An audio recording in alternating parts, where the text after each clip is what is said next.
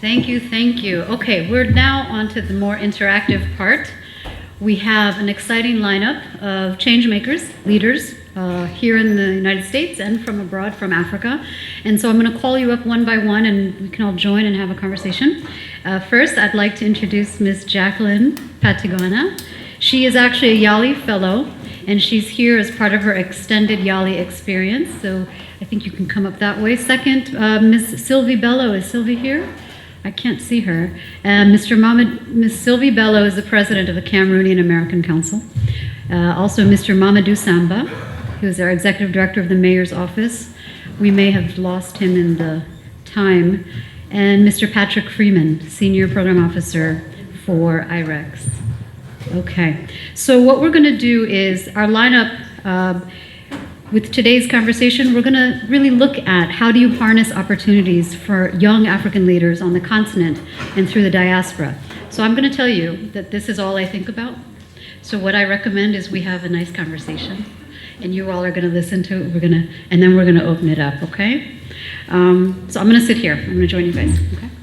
All right, before we get into the question on how you harness young African leaders, why don't each of you introduce yourselves, tell us a little bit about what you do, and then the audience, you can also learn more about the work and the organizational focus that they have. Okay.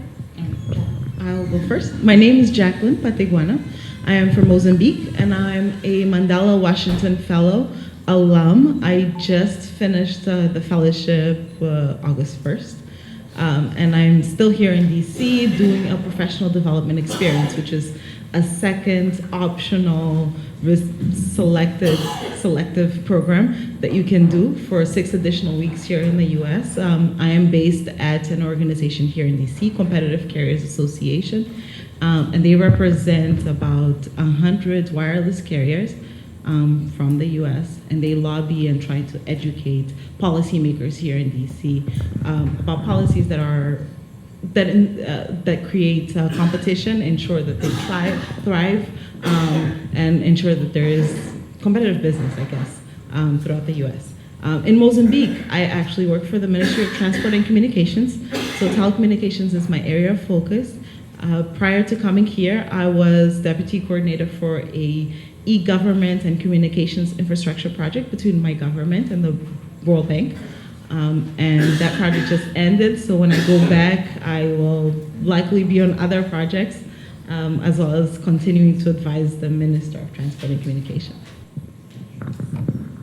Good afternoon, everyone. My name is Patrick Freeman, and I work with IREX here in Washington, D.C. Day to day, I manage the civic leadership component of the YALI fellowship, and so most of my work is spent sort of behind the scenes, working with domestic partners to host the fellows, like Jacqueline when they're in the US.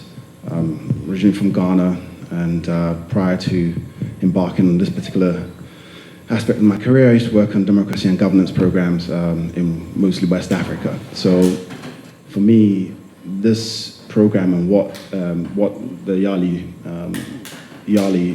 encapsulates is something that's very profound, something that which I think help make me sort of transition to this particular area, because I think it is something that is critical, and to invest in young Africans, to have young Africans doing it, and to sort of begin to impact and to create a shift in how people perceive themselves in terms of being change agents and being able to impact the environment they live in is something which is very important to me, and something which I think will have potentially really long-lasting ramifications for the continent.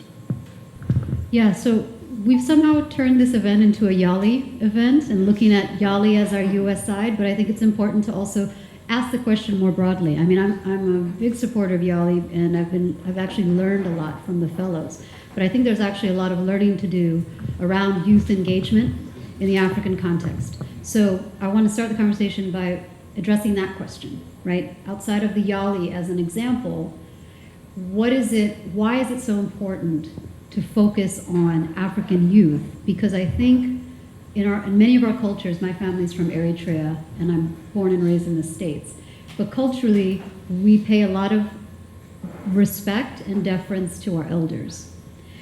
But the world is beginning to change, where young people are being recognized as change agents, probably faster than many countries and cultures are used to. So I guess the first question is, why is it important to focus on harnessing African youth leadership? I think we have to begin to change the discourse. And you look across many African countries, and the post-colonial experience is often one which is not really, does not sort of represent the aspirations and the outcomes that most people who live in those countries desire. And I think one of the things which I've seen traveling through work across Ghana, in other parts of West Africa, East Africa, and things like that, is beginning to see this change where you do see young people who now, perhaps whereas in the past they might have just wanted a job with the civil service or something right out of school, they sort of begin to find ways to charter their own courses and to find ways to use new technologies to build their own careers. And I think that is really, really critical because, I mean, we've talked about how a significant majority of the current population are youthful in nature, and it's great to see in some regards how these young people are beginning to sort of look beyond the precepts which governed perhaps what their parents might have looked at in terms of careers and outcomes for their lives, for their careers and for their communities. Beyond that, I think if you talk about sustainable development in Africa, you have to talk about, you can't take youth out of the equation. You have to see young Africans doing it for themselves. That's when you begin to see that seismic shift, where you begin to see people who grow up in your communities, who begin to impact those communities, who begin to invent things, come up with new concepts, new ideas that begin to radiate and begin to address some of the issues which face people. I think that is fundamental for any efforts to really to encourage proper change, sustainable change, not superficial, not things which are short-term, but things which really are sustainable over the foreseeable future. And I think that's why it's important to focus on the youth. Beyond that, of course, there are many barriers, structural, environmental, that will continue to impact young people. But I think, just based on my experience, not just with the YALI program, but in interacting with young people across the continent, that there is beginning to be a different way of looking at how you can sort of obtain success, and I think that's important. I would agree with Patrick, and I would go back to what Dr. Cole and Christopher said before. If 60 to 70% of your population demographics on the continent are below 30 years old, then you really have to start thinking about putting these people in positions where they can give continuity to the work that you've started. So currently we have governments that in some countries have been there more than a decade, etc.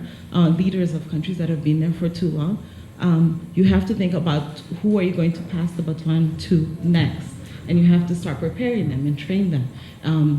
But I also think that focusing on youth gives you innovative solutions to the problems that perhaps you've been trying to fix in ways that have maybe not been successful.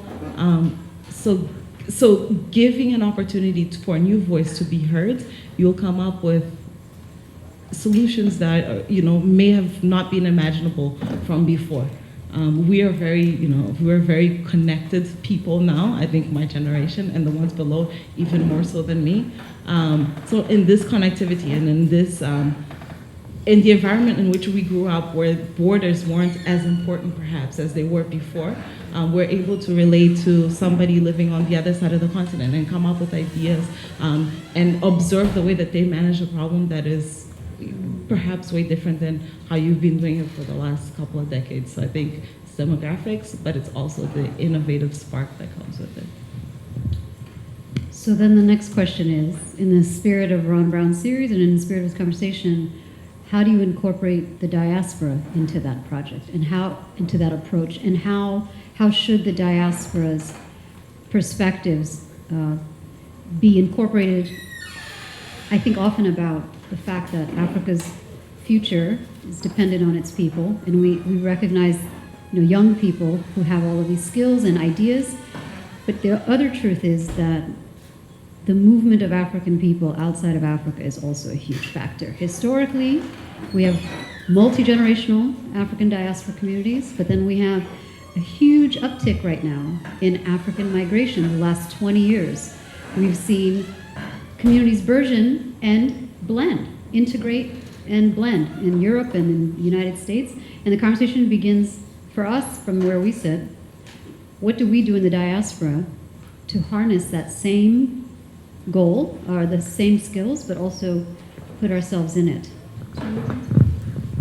Well, I would start by saying, and not to go back to this program, because we're having an open discussion, but I think initiatives such as this one by the US government are a good way to get things back in perspective and get diaspora communicating with the continent.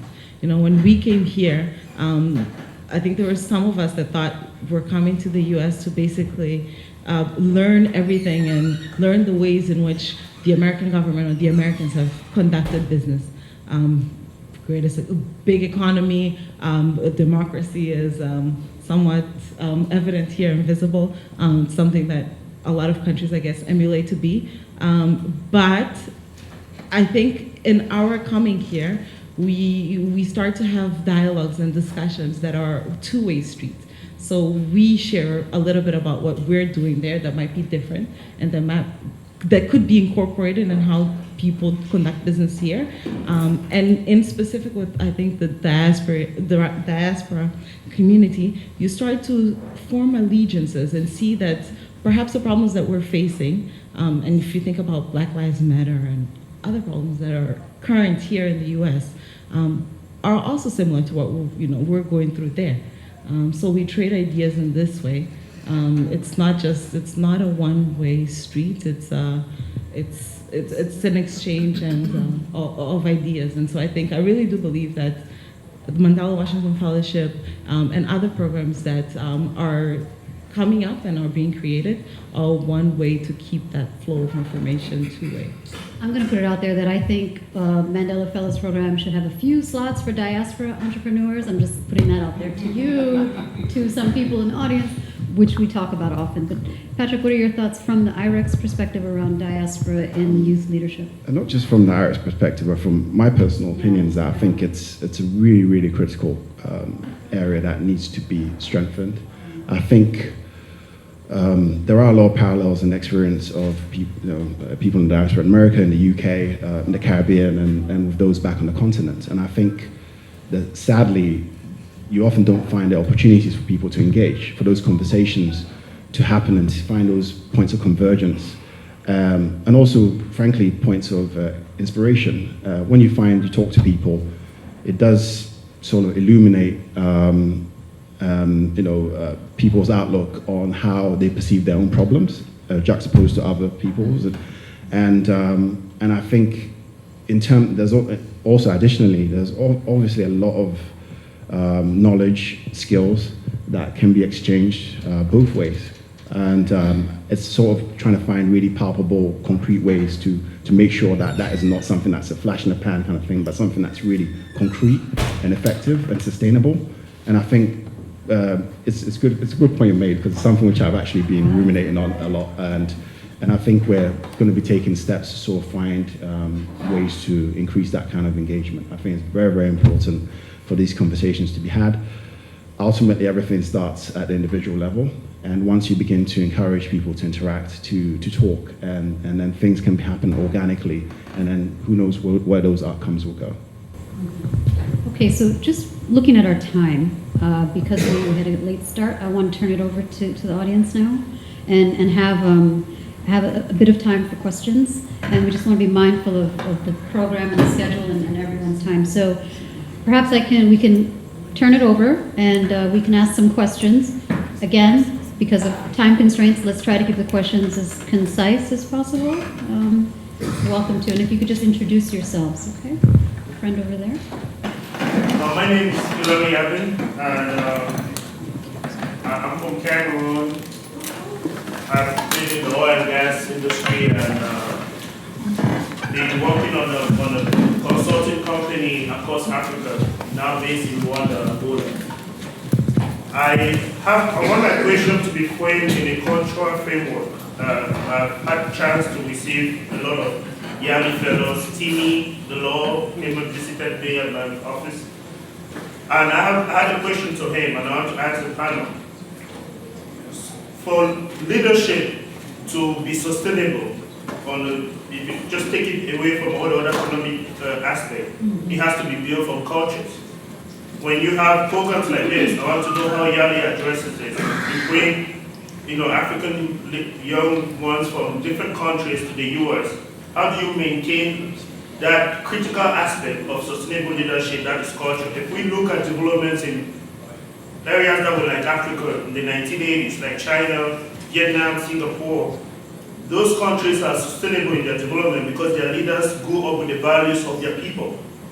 And I'm not trying to be controversial, though. I want to know how YALI maintains that iota, that key thing, because Africa is a nation that people feel started in 1960 because of colonialism.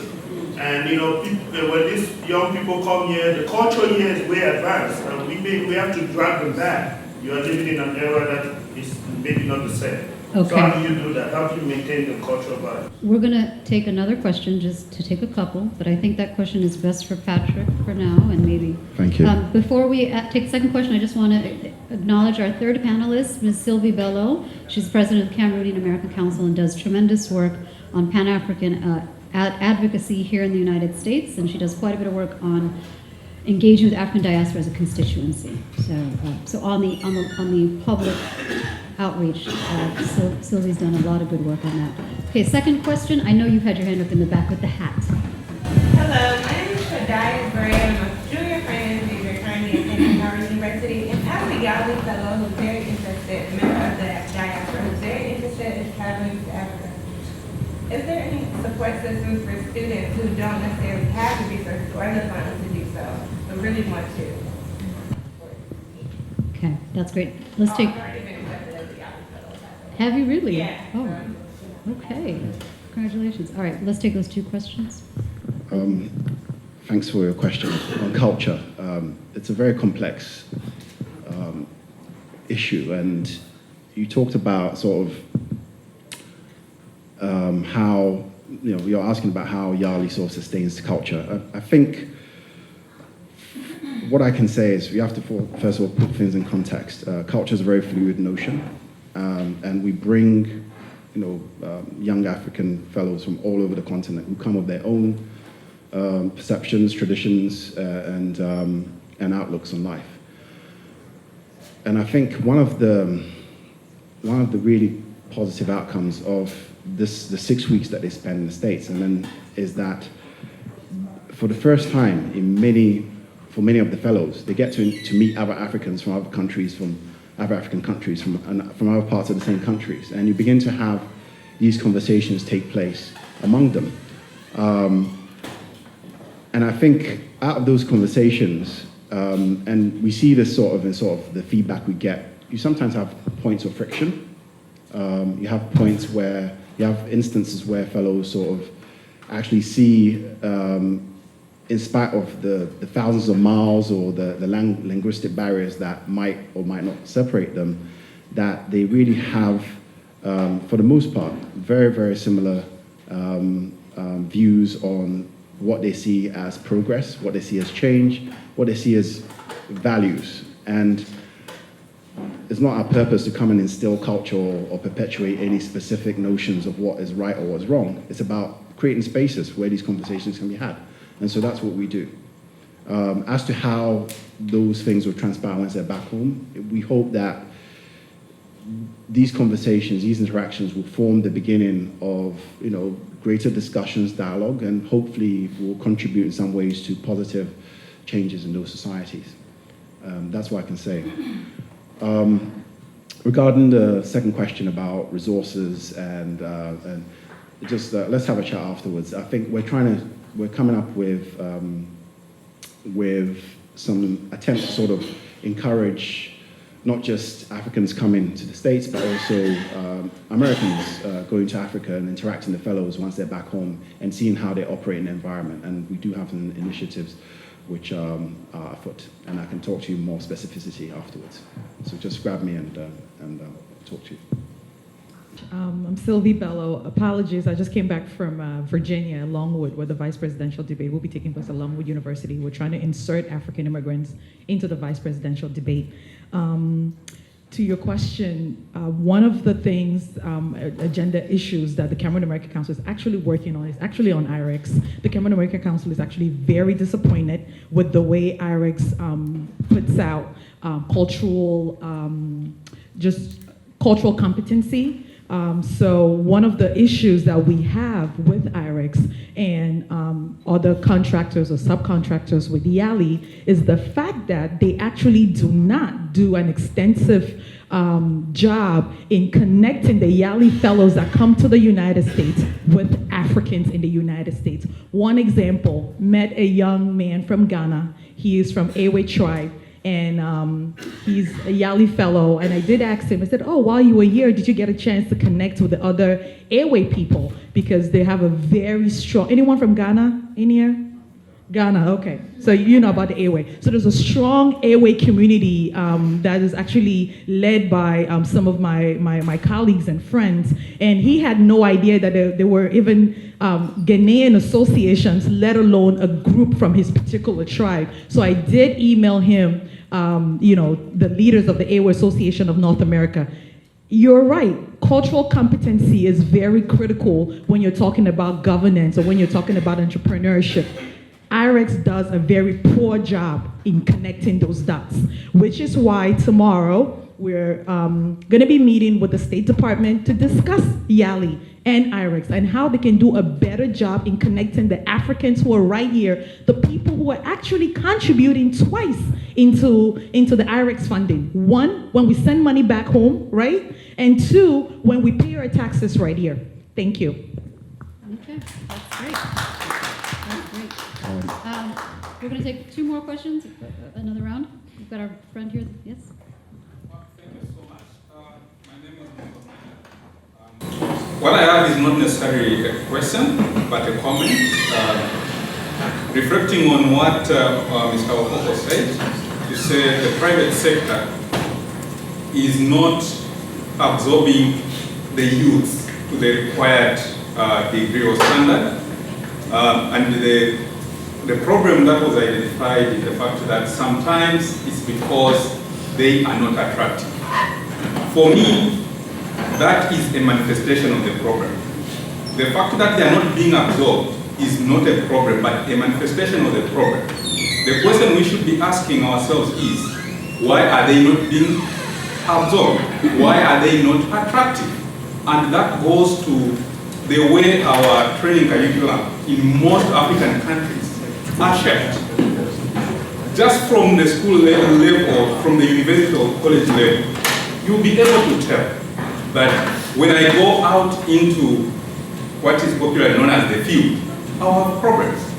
We need to actually reshape the training curriculum for most of our universities and colleges. And we need to change the mindset for the youth out there. Because what most of them know is, I'm going to school so that tomorrow I'll get employed. But we should change that and tell them, let's teach them, or imparting them the understanding that it's not about being employed, it's also about being unemployed. I can leave school today, tomorrow maybe start my own business. In 2-3 years time it will grow and I'll be able to employ other people. And by so doing, we will also be building our own youth. We will be building our own leaders in Africa who will be able to employ other people. And the issue of youth migrating from Africa going somewhere else is something that can be mitigated. That is the situation today because they are only able to see opportunities outside. But if we change that situation, I'm sure we won't talk about youth not being attractive. We are not going to talk about youth leaving Africa to go and seek employment or opportunities outside Africa. Thank you. Those are very good points. Another question. I would love to keep that gender balance going. I do run a women's leadership network. I've got a sister over there. Thank you. Thank you so much. My name have one comment and one question for Mr. Patrick. First of all, I would like to know, as we say, we have the next generation, we have future of Africa, and we have part of this YALI program. How the program officer can be ensured that after this program, we know we have alumni and we will stay connected. But tomorrow we are going to be in a position to, how can I say, in a leading position in our country, maybe in 10 years. So how can you, as a member of program officer of IREX, how can you stay connected with us to ensure that what we have learned here about education, we are still to keep this passion, and we are going to be able to be a better leader tomorrow, in the future, maybe in 10 years. And my second comment is actually we talk about, when we heard about Africa, there is a main issue about democracy and good governance. So we know that there is 4 tracks actually in the YALI program. Why not have a track about politics? And we can, how can I say, by this track, you can connect it. All African young are some interest on politics, are some political interest, and those they have maybe in local party in their country, to give them some skills of what can be a good political man. And in order that maybe in 10 years or so, if they want to be the leaders in politics, they have these skills to be like a good political, as we talk about democracy, transparency, and good governance. Thank you. Thank you. So I want to remind everyone, to be fair, because this is not limited to YALI or IREX, I'm going to first answer your question directly. Number one, leadership in all of our cultures, communities, starts at home. And it starts with the ability of us allowing each other to discover our leadership skills. And secondly, there are also many, many other Africa-based, Africa-led leadership institutions and programs. That's right. So there are many, many Africa-based programs that are investing in African leaders. We have the Tony Elumelu Foundation doing this entrepreneurship. We have the Mo Ibrahim Foundation based in the UK focusing on African leaders. We have the Tutu Fellowship Program. We have the Africa Leadership Network. We have colleges and universities on the continent, Pan-African universities. So we have to think of this more broadly. And secondly, as a member of the diaspora, I'll argue, oddly enough, that these leadership programs cannot be established abroad and managed abroad, especially by a non-African diaspora organization. I believe that there's partnerships to be made, but it has to start in the community and in the continent with its diasporas and its partnerships. So this isn't even a slight on YALI per se, because YALI is quite amazing. But the expectation that YALI should do more is my problem. The fact is 500 Africans, leaders who are changing the world back home, are here for 6 to 8 weeks. And Howard University works its butt off for those 8 weeks and then the additional 6. The fellows go through a gruesome schedule. They are put in front of CEOs and presidents and vice presidents, and groups like Sylvie's, groups like mine, we are knocking on doors for that meeting. And it's happening. So Sylvie's feedback is right, that there is some tuning to do. But what's happening right now is this is information overload for leaders that have more work to do back home. I think the conversation needs to be about how do we in the diaspora support and improve African leadership initiatives that are in fact African by nature or equally invested in Africa's future. Can I just say that? Is that okay what I'm saying? Because we need to have this honest conversation with ourselves as members of the diaspora of what we're actually looking to for solutions. I'm not going to ask IREX for any more edits. I'm not until we show up, right? Sylvie shows up, other organizations show up, but the way you show up is with programmatic solutions. And I think you're giving them. I think you're giving them. So let's reassess let's do the mathing. Let's look at the bigger picture. Where are we on African leadership investments? African. And YALI's one. U.S. government can't do it. It was just President Obama's vision. There's no assurance that YALI will be here in 2, 3, 4 years. So why do we have to hinge all of our effort on that? Let's look at the big picture. And the big picture is there are 8 to 10 meaningful, impactful African organizations that are large, and there are many more that are small. And for us in the diaspora, we have to partner with the institutions that are here. You can call Patrick tomorrow, don't do it today. Call him and ask for a meeting, conduct that meeting like you would any other meeting, but then you also need to figure out how you support Africa-based initiatives. This is a big, I feel very strongly about this because Africans and people in the diaspora who care about the continent, we're putting too much on the things that are already underway. We aren't thinking of how to leverage and strengthen the entry points to what's on the continent. Okay? Answer the question for sure. I needed to say that for perspective. Okay. So thank you very much for that question. I hear you, sister. But you know what? Iris gets her tax dollars. Okay? So we're going to go on to them again.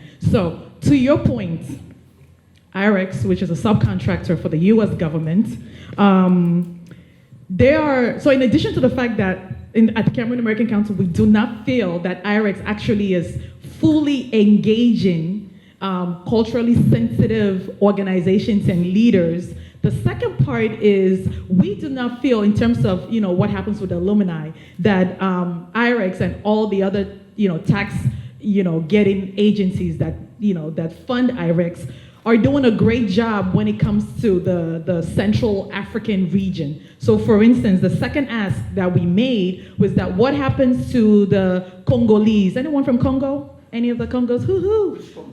Any of the Congos? Central Africa, both, good. Okay, the two Congos, Cameroon, Chad, the fabulous, countries that make up Central African region. They actually do not have support. The YALI program, and for which includes Cameroon, and for a leader of the Central African region. When I think about the fact that my tax dollars is going to fund YALI, and the folks from Congo, from Chad, from Cameroon don't have that support because why? YALI does not actually have a Central African region. So in order for the alumni to get the kind of follow-up that they need, they either have to go to East Africa, Southern Africa, or West Africa. So how are they, in that network talking about or engaging or even knowing the Central African region? As you know, the Central African region is unstable. And on September 29th, I'm just going to put a plug out there, the Congressional Cameroon Caucus, which is led by both Republicans and Democrats, will be putting on a big expo in the U.S. Congress, and we're inviting all our Central Africans, all our Africans to come out and support. So the second point is to get YALI to get whoever is funding them, that's our tax dollars, right, to include a Central African region. And tomorrow we're going to be talking about that with the State Department. Thank you. Thank you. Okay, so just in the interest of time, I want to let Jackie and Patrick share their thoughts, and then we'll conclude with the questions. It's going to be very hard to get everyone's questions, but I'd like to hear a bit from Jackie on what we're discussing as a fellow observing this question and this context. I think you've answered part of what I was going to say when there was the cultural sensitivity question that came up.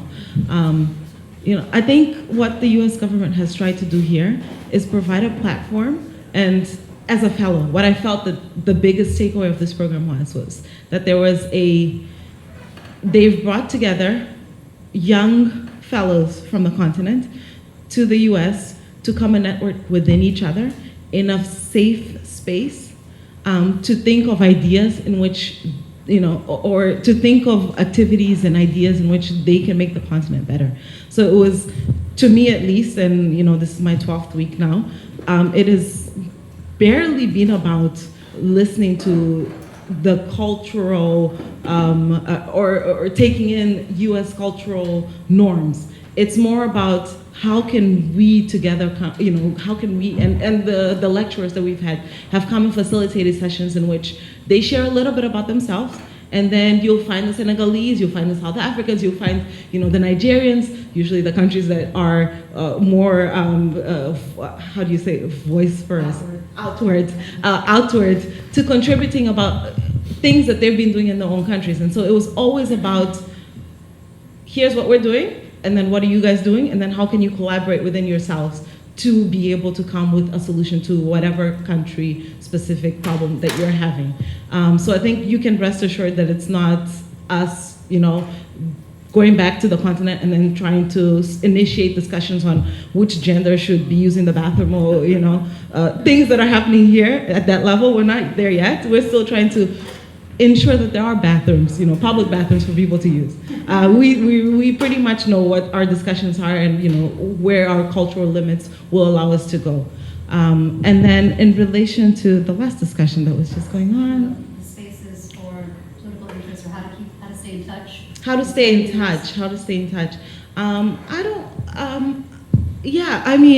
I think this is a very new project, and perhaps, Patrick will be able to elaborate a little bit more on it. But the way I see is, until this year, there was no regional leadership center for Lusophone countries or Portuguese-speaking countries. And so this year, the South African Regional Leadership Center has opened a satellite office, will open a satellite office in Mozambique. And so that will cover Mozambique and Angola. And for us, that's a big win. That means that people will go through training in our countries with mostly faculty that are from the region and Portuguese-speaking countries.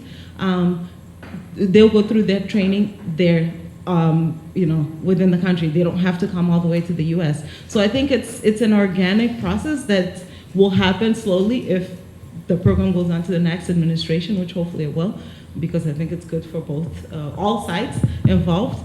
But it's something that comes with time. I work for government, and sometimes you pitch an idea, and it has to start small, and then it gets bigger and bigger and bigger. But it's always good to have activists and people who are fighting for the causes. And I don't think Central Africa is the only region that wants more of these regional leadership centers. There've been other requests, since even about language here in the U.S. There've been requests that maybe you do it in French and Portuguese and other languages, so that everybody is on board with the material that's being covered.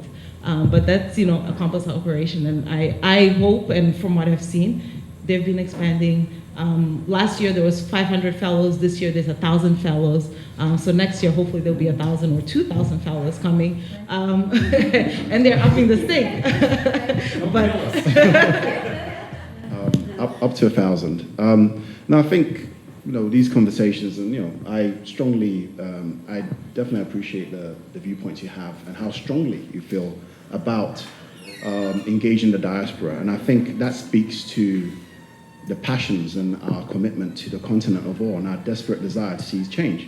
And this is one venue, one means through which that could potentially be impacted. But I think we also have to be realistic in terms of the resources we have and the capacity we have in order to effect some of that change. And I think that's through, with what's called sustainability, through partnerships, and by making sure that folks on the continent and in the diaspora are also finding ways to contribute, whether directly or indirectly. And I think before you came in, I made a point about the fact that we are looking into ways to engage the diaspora. The programs, we're in the third, we just finished our third year, we're going to fourth year. And we're always looking, we take feedback, we look critically at ourselves after each group of fellows come through, and we examine ways to sort of, enhance the program so that the fellows have as wonderful an opportunity to engage and to learn as possible within a very constricted period of time. So, like I said, my door's open to you if you have, other additional feedback you wish to share. But this is a conversation, and our outlook is we can always look to improve and to expand the program. But we do work within the prescriptions of our funders, and so that's a reality. But definitely, I definitely appreciate your forthright perspectives. Right first. That's great. Okay, time for one more round of questions. We have a little bit more. Gentleman with the blue. Sylvia, I've been following you. Patrick, my name is Charles Sharp. I'm with the Black Emergency Managers Association. So thank you for that information on Central Africa. We're about to get into a partnership with Africa and looking at disaster emergency management, crisis management. CBA, Sustainable Development, we work with you guys. So it's a matter of just those within the diaspora. And our association is international, but mainly within the African descent communities. So we look at community engagement. So we will be looking at Central Africa. I was supposed to be in the DRC in August. Y'all my shots didn't go. And we will be contacting you, and we already have. It's just a matter now of working out the logistics. Questions for the panelists on youth leadership? Gentleman with the beard. Okay, thank you for the statements that you made somehow, as well as Sylvie. Now, first of all, I heard a couple of things about cultural sensitivity, also about looking at the broader picture. And most of the time, Africa is lumped in one discussion, right? So the question that comes to mind for me is, with all these different cultures, different religions, different regions, different countries, what brings us together, right? Just like when we look at the European Union, when we look at Asian nations, there are so many different needs. But where we bridge the gap is value creation and value exchange, right? So maybe some of the programs that we look to as leaders on the continent, here in the diaspora, should focus a lot on monetization of solutions, right? It's hard for me to dictate or to really manage every political discussion on the continent as a leader. But what I can do is I can connect with people that are problems. We provide monetized solutions. We create sustainability, we create employment, we create engagement, and we also come to the discussion with partner countries like the United States, or recently I think Japan was offering or willing to invest a certain amount in Africa. We come to the table with value. We come to the table with self-worth, with something we can negotiate with, and we can also negotiate the terms of the engagement. If we don't like them, we can offer that value on a lot of different spaces. So I like the work that you guys are doing. I like the confidence in the work that you guys are doing. Thanks a lot. We're African. So the question is about values and how do we incorporate values into it? Thank you. Value exchange and Value exchange. That's a great one. And then I'm still on that gender balance, so we're just alternating. Okay, thank you so much, Emma. I'm Kotal Siswedi. I'm the co-founder and CEO of Child Birth Survival International. It's an international nonprofit based out of Baltimore, and currently we're in Tanzania and Uganda, slowly working to South Africa and Nigeria. This is a great panel, and one of the areas we focus on is especially the girl child in those very underserved communities. With YALI and so many other programs that are out there that are doing great work in terms of empowering our young leaders, how can an organization like CSI that's based here in the US engage with you to reach that girl who doesn't even know about YALI or any other program to help her achieve her dreams? Because we're doing as much as we can, but you're providing a whole lot more that maybe can fill in those gaps. So how can we engage with you to make sure that we're reaching those girls that we are serving in underserved communities? Okay, thank you. Let's take those two if we can. Maybe Jackie, if you had experience. I think one of the, let me just, I think one of the things which, if you talk about values, the whole, and I'm going to talk specifically to the YALI and then I'll speak beyond that, is of course it's founded on the whole notion of leadership as from Nelson Mandela's perspective, Ubuntu, and the essence of servant leadership. And I think that's something you can't really just define generically, but it's something which is very specific to unique spaces and cultures and traditions. But the essence is the idea, one of the core components of the program is to encourage the young people to sort of not look at leadership as an entitlement, but as in fact a responsibility, and something which is to be handled from that perspective. And I think we've seen through the program some really interesting conversations about what that means for these young Africans in their communities, what they perceive as leadership, and how their role in that, and how they can perhaps try and impact their communities when they're back home. In terms, I like the idea, the point made about Africa being lumped, the whole notion of African values. What does that mean? I mean, it's a ridiculous notion in some regards. There are commonalities, but within countries, you find very unique outlooks on how people perceive values, things which matter, and that's why there's a lot of work for us to do in various spaces across the continent. That's why you are seeing people in the diaspora, people back home, these young leaders engaging in initiatives which try and push forward what we see as progressive values in terms of creating spaces for the girl child, in terms of education and what notions of education entail. One of the contributions earlier was about why the graduates who come out of the universities are not equipped to take jobs in the private sector. Because you have to look at the source of the kind of education they're getting and how that impacts society. So all these things are interlinked, but and I think in terms of the discussion, I think it's something. The key thing is to open spaces for dialogue with people to talk. It's very easy to sort of build barriers and bridges and hold perspectives, but once you have people interact, it's really fascinating the outcomes you have. And I think from the YALI perspective, that's what we hope to achieve, that we begin the conversations, we begin the interactions, we begin to foster communication from these fellows who otherwise would never have had opportunities to engage or to interact. I'm sorry, by value exchange, I meant economic value, solutions to problems, right? Absolutely. So me getting the training that I need, and when I say me, I mean any African, women, men, young, older, everyone should be engaged. Getting the training to have a skill, to learn a certain technology, to even the discussions, to find solutions to problems, and then offer them at a value in the market. Right? That neutralizes politics, not neutralizes, eliminates it, but neutralizes it, provides an equalized space for different genders, for old, young, for different countries, different tribes.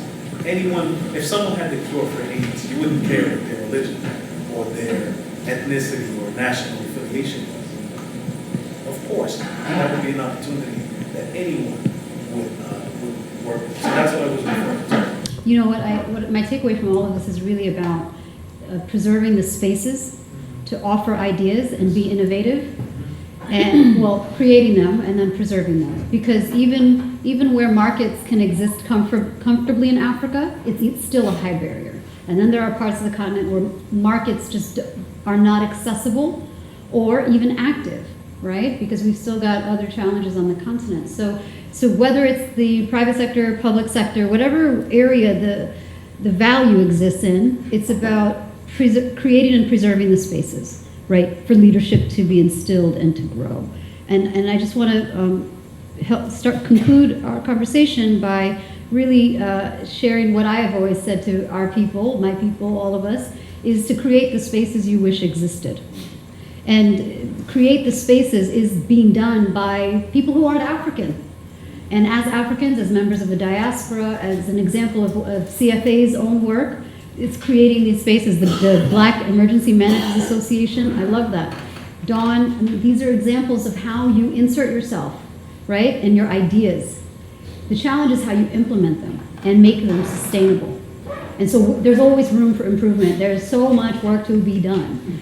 But for those that are doing the work, it's about sizing it up and scaling. I don't want to say scaling it, but making it such that it's just, that it's equitable, and that it's accessible. Okay? So one thing, yes. One resource for the lady regarding women and girls. So we should definitely go after the federal government, but we should also think locally. Since you're out of Baltimore, the Baltimore mayor has a women's council. So if you try to reach out to them about some of the resources that they may have in connecting, maybe some Tanzanian, you did say Tanzania and Uganda youth right here, as well as the folks back home. The First Lady has a Let Girls Learn. And she actually took it out to the continent, to a couple of countries. I don't know if it extends to the Southern African countries, but I'm sure.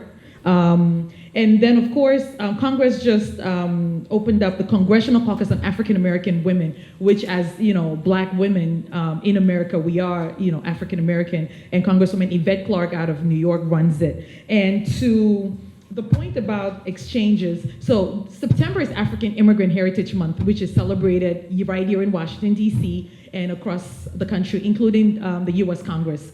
And one of the things that they recognize is the fact that as African immigrants, we are the most educated Americans. So when President Obama talks about he wants America to outperform and out-innovate the rest of the world, that's not gonna happen without your most educated Americans, including right here at Howard University. But you know what happens? The president, his Africa team, 10 out of 12 are non-African. Do you think he would ever do that with his Jewish liaison team? Do you think he would ever do that with the Asian liaison team? Now, we can have all of this education right here at Howard University. Go out to Brookings to get a job. Do you know what they're gonna tell you? They'll get somebody who spent 1 week, you know, on a safari somewhere in Kenya. So, what we're gonna need is not just to have safe spaces. We've had tons of safe spaces. We need action. We're gonna need you, right, to talk to folks like IREX, folks who get our direct funding. Because with Brookings, yes, Brookings gets our dollars, but you know, it's very indirect, right?